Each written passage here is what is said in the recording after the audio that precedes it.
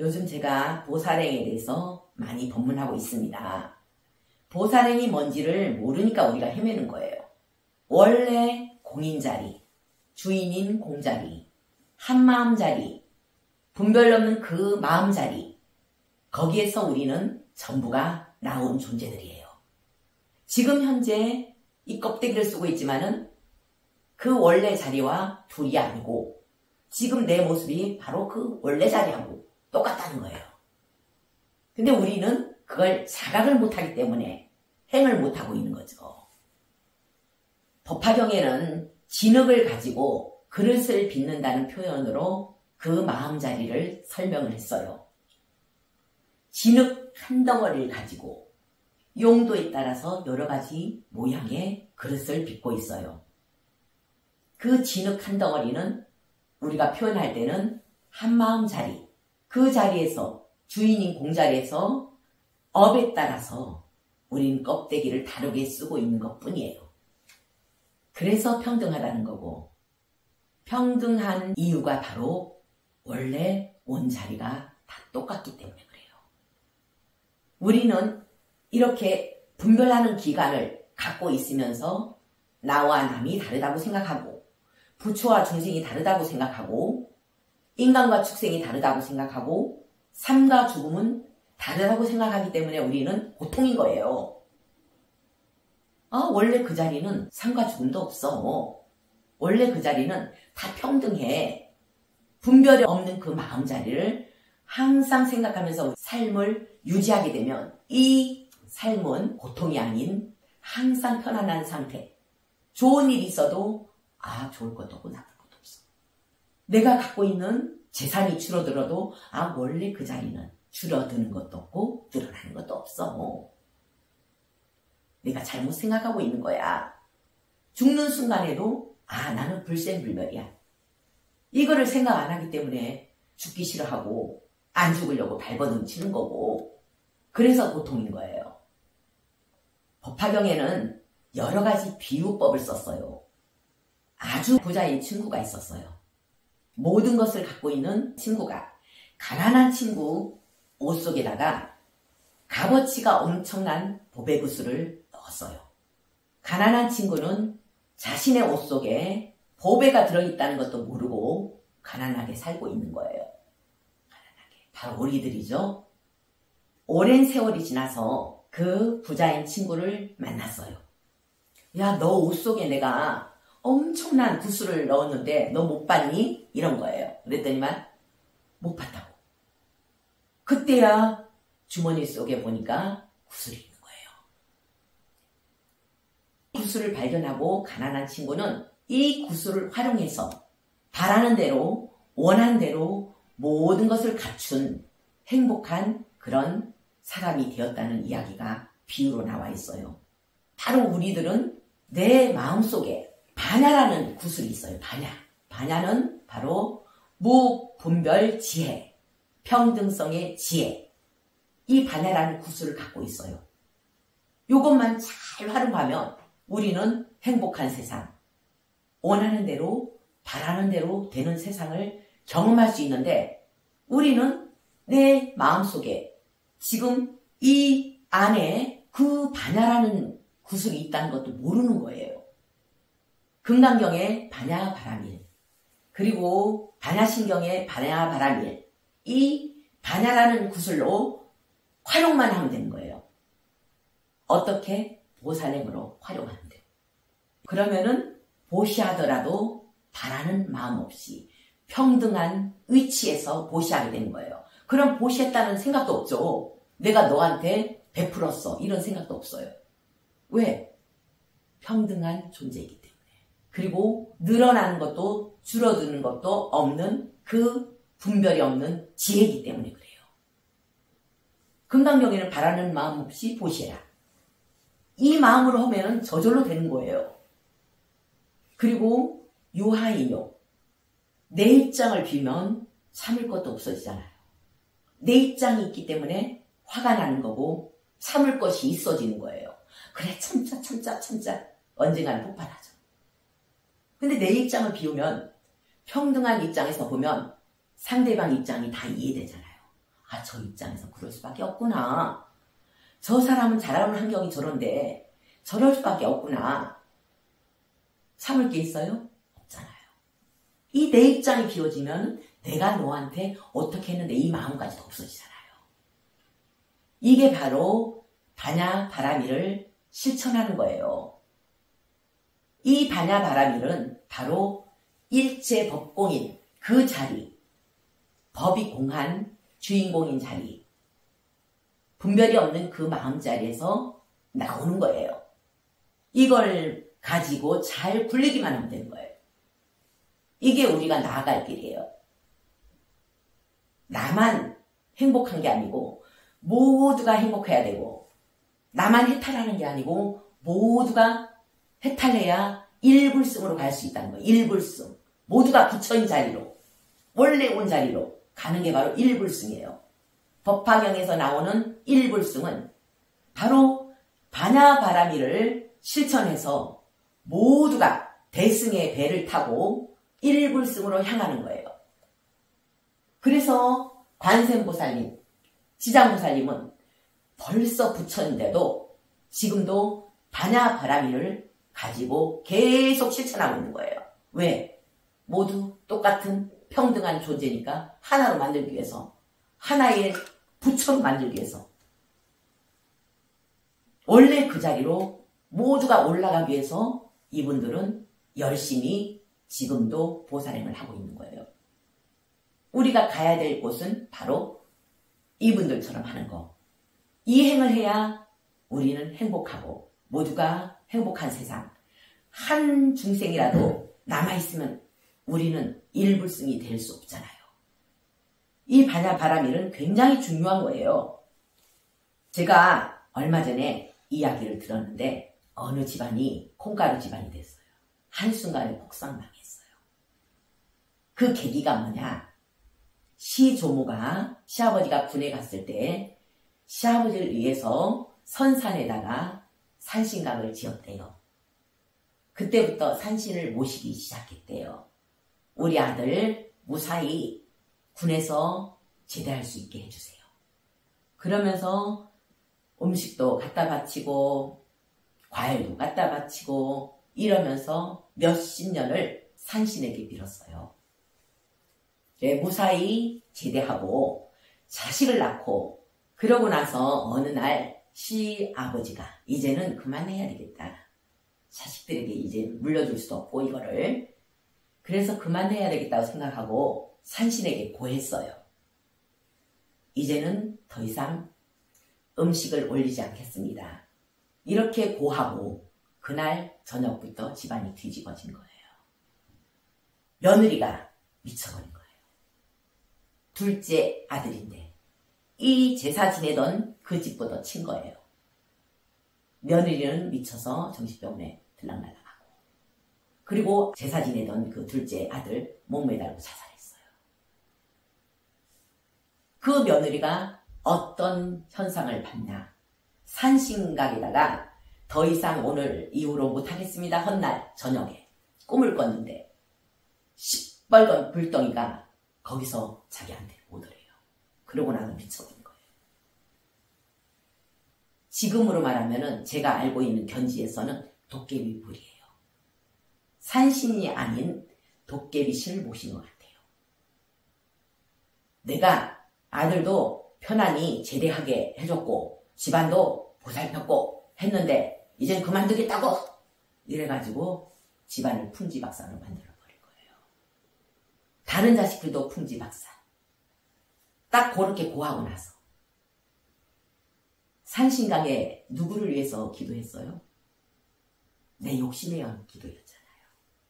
그러니까 욕심에 의한 존재들이 그 음식을 받아 먹으려고 몰려든 거예요. 그러고 나서 지내지 않으니까 그때부터 박살내버린 거예요, 집안을. 자, 이 사례하고 지금 제가 얘기하는 사례하고 비교해 보세요. 우리는 어떻게 살아야 되는지를 이야기할게요. 제가 전에도 한번 얘기했을 거예요. 머리 깎기 전에 봉정암을 올라간 적이 있어요. 어떤 바라는 게 하나 있었어요. 봉정암은 한 가지 소원은 이루어진다는 그 이야기를 듣고 소원을 이루기 위해서 올라간 거예요. 체력이 안 되니까 몇 날 며칠 백팔배하고 체력을 키운 거예요. 한 2달을. 같이 갈 때 관절염 환자가 따라갔어요. 정말 어렵게 힘들게 6시간을 걸어서 봉정암까지 올라갔어요. 정말 숨이 깔딱깔딱 넘어갈 정도로. 그때 바라는 거는 제가 경제적인 게 이거 팔려야 해결되는데 그거 해결했으면 하는 마음으로 올라간 거거든요. 그래, 한 가지 소원은 이루어진다니 한번 올라가 보자. 그래서 올라가게 된 거예요. 저 처음 올라갔어요, 봉정암을.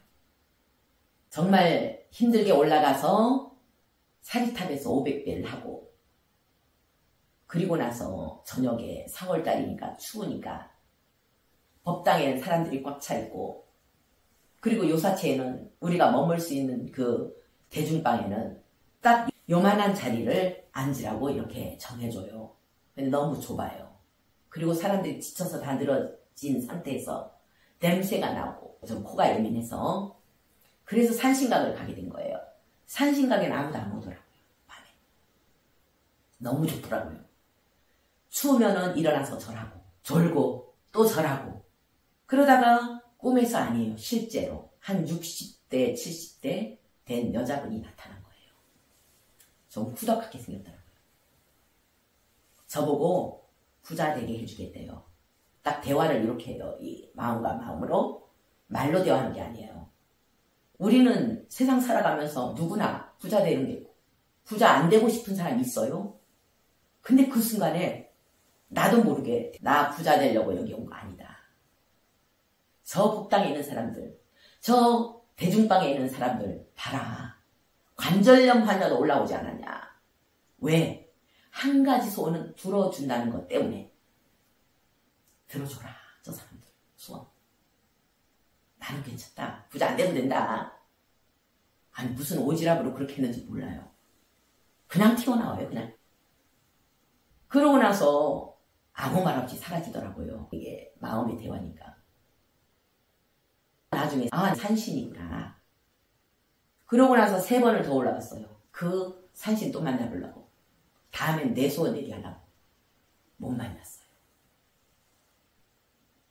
그게 머리 깎기 1년 전이었어요. 자, 아까 산신각에다가 자기 소원을 빌고 내 욕심에 의한 기도를 해요. 우리 아들 잘 되게 해주세요. 우리 자손 잘 되게 해주세요. 이거 하고 내 입장을 비우는 거 하고. 지금 저는요 최고의 부자예요. 저는 바라는 거 원하는 거 다 이루어져요. 저 생각하면 다 생겨요. 저 경제적으로도 100% 만족해요. 부족한 거 하나도 없어요. 정말 최고의 부자가 된 것 같아요. 지금 소원 성취됐잖아요. 근데 사람들은 바라는 기도를 하기 때문에 이루어지지 않는 거예요. 욕심을 비우면 채워지는 원리를 모르는 거예요. 그래서 반야바라밀이 필요한 거예요. 나만을 위한 기도가 아니고 우리 모두 행복할 수 있는 기도를 해야 되죠. 어떤 상황에서도 내 입장이 비워져야 되는 거예요. 그래야 우리는 행복하고 원하는 대로 바라는 대로 되는 삶을 살아갈 수 있는 거예요. 너무 행복하잖아요. 내 입장이 없으니까. 2가지 비교하니까 이해되죠. 우린 항상 내 입장만 생각하고 살았다는 거예요. 그래서 고통에서 못 벗어나는 거예요. 고통에서 벗어날 수 있는 방법이 바로 내 입장을 비우는 건데, 내 입장을 비우는 방법은 뭐예요? 그 평등성의 마음, 분별이 없는 그 마음을 항상 유지하고 원래 온 그 주인공인 자리를 잊어버리면 안 된다는 거예요. 항상 생활 속에서 적용하면서 살아야 된다는 거예요. 그래야 우리는 이 고통스러운 고해의 바다에서 벗어날 수 있는 거예요. 나만 아니고 다. 내 자식만 아니고 다 남의 자식도. 얼마나 좋아요, 이게. 이 좋은 게 있는데 보호사랑이 뭔지도 모르고, 보호사랑을 어떻게 실천해야 되는지도 모르고, 금강경을 매일 하면서도 금강경이 뭔지도 모르고 반야신경이 뭔지도 몰라요. 이 반야바라밀만 알면은 우리는 불고 다 아는 거예요. 결국은 모든 법문은 부처님의 8만 대장경 법문은 어디로 향하고 있다? 보살도로 향하고 있다. 다 부처를 만들기 위해서 부처님이 이 세상에 출현하신 거예요. 모두 다 부처다. 원래 그 자리에서는 다 부처되자 이거예요. 되는 방법을 가르쳐 주셨잖아요. 부처님께서는 당신이 직접 몸으로 보여주셨잖아요. 우리는 따라하기만 돼. 따라쟁이. 누구 따라쟁이? 부처님 따라쟁이. 보살님들 따라쟁이. 요것만 하면 되는 거예요. 얼마 전에 저 해남에서 온 보살님이 있었어요. 이 아들이 41살인데 방 안에서 안 나온대요. 그 얘기만 듣고 아들하고 이 보살님하고의 전생의 인연을 살펴봤어요. 전생의 보살님은 큰 무당이었다. 아들은 그 무당한테 전 재산을 바친 그런 사람이었다. 무당이 굿한다 해가지고 재산 바치게 하고 굿한다 해가지고 재산 바치게 하고 그래서 결국에는 홀라당 전 재산을 말아먹은 거예요. 이 아들이 죽으면서 억울한 거예요. 갖다 바쳤는데 이루어진 건 하나도 없고 이 생에 자식의 모습으로 온 거예요. 아들의 모습으로. 기가 막히죠. 그 이야기를 했더니만 이 보살님이 스님, 아들 태몽이 뭔지 아세요? 본인이 정미소를 했대요. 어느 날 8톤 트럭에 나락을 가득 싣고 오더래요. 꿈속에서. 그거를 다 찧어갖고 쌀을 한 말씩 다 나눠줬대요. 동네 사람들. 다 나눠주고 탈탈 털고 일어섰는데 그 꿈을 꾸고 그날 임신이 된 게 바로 아들이래요.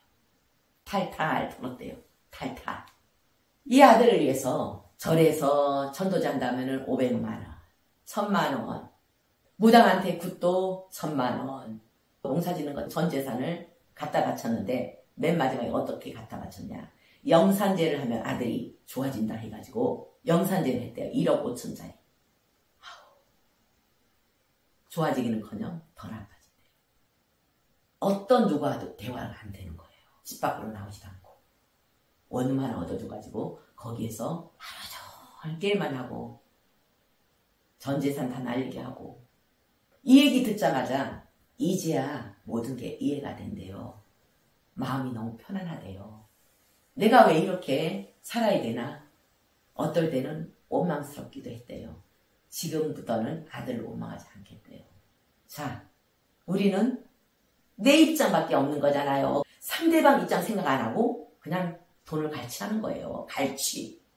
그 영산제 지낸다고 어느 절에서 갈취하듯이. 무당이 갈취하고 스님이 갈취하고 그래서 전 재산 날렸대요. 웃더라고요. 이 이유를 알아서.